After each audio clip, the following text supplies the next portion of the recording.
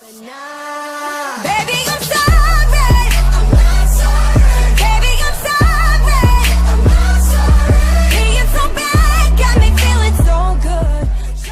Hey guys, welcome back to my channel. I know I haven't posted in a while and I'm sorry.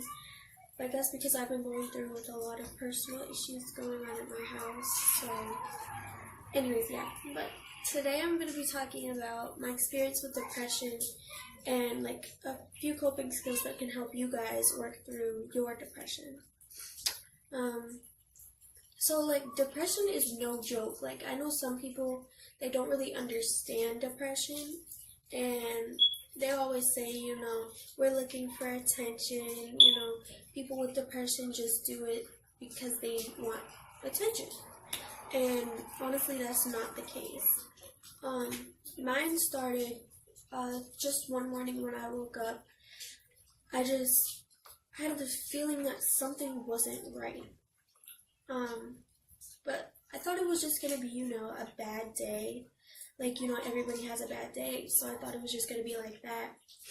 But then things got really weird, and, like, I stopped eating, I stopped sleeping, I stopped doing my hygiene.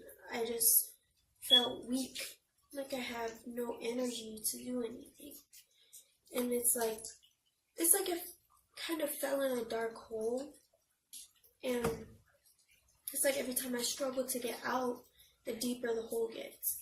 And so it's hard for me to explain how I feel about it, but I'm gonna do my best. So yeah, I just had this wave of negative energy that just came on me that morning when I woke up. And then like, I thought it would get better, you know, I thought I would continue to be myself the next day.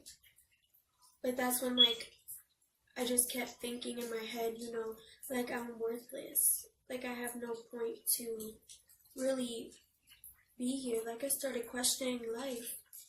And it was weird because I would always just sit in my room. I would kind of push everybody else away. I felt like maybe being by myself would help, but it didn't. It really made things worse because when I'm by myself and I'm depressed, all these thoughts just keep going over and over in my head, you know. I don't know why that happened to me. I just know it did. And the only thing I could think of to help me through it was cutting. And honestly, I know most of the time when you guys think of cutting, you think of it as a relief for pain. And yes, in that moment of time when I was doing it, it was helping. But then I just looked at my arm and I really didn't know what to do. I didn't know how to tell my mom. I did what I did. And it took me a while to finally tell her. And when I did, just the face she made, the rush of emotions that were going through and across her face, the tears, just everything, it just made me realize that she cares, you know, that I do have people out here that care. And after that, she found out, did end up having to go into the mental hospital for 2 weeks. Due to my depression, you know, my mom didn't feel like it was right that, you know, I took it out on myself. So I went to the mental facility for 2 weeks. They put me on and off medications to see if that would help. And, you know, it did for a while. And then when I got home, I was good for about, I think, a month. And then, like, things started going downhill again. And it was weird because I was doing so good. And then it's like, boom, I'm not doing good anymore. So, yeah, I ended up cutting again. Because, you know, when I was in there, I didn't think of other things to do to help me work through it. But then when I cut again, I ran to my mom and I told her I did. I cut again, but there wasn't a reason why I did it. I felt worthless again. And I don't know if that would be a reason to cut, but in that time, my mental part of me just wasn't there. And I ended up going to a different hospital for a month, and they were teaching us, coping skills and stuff to work through your depression and suicidal thoughts and stuff like that. And that second hospital I went to, it was the helpful hospital I've ever been to in my experience. And it's like, they really did help. They made sure I was okay on my medicine. They just helped us, make things with art, do music for coping skills. And I still, I use those coping skills, especially now, because I still do get depressed, once in a while, because depression isn't just going to go away.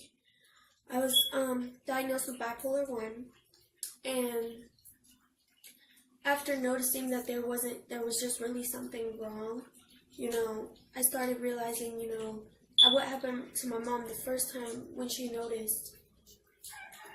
I noticed that people do really care. And I realized that there was a point for living. Whether it's at the time where you don't think there is, or there's a time when you think everything is just a mistake. It's not. You're not alone, because I was there too. And I just want you guys to know that you can rise up.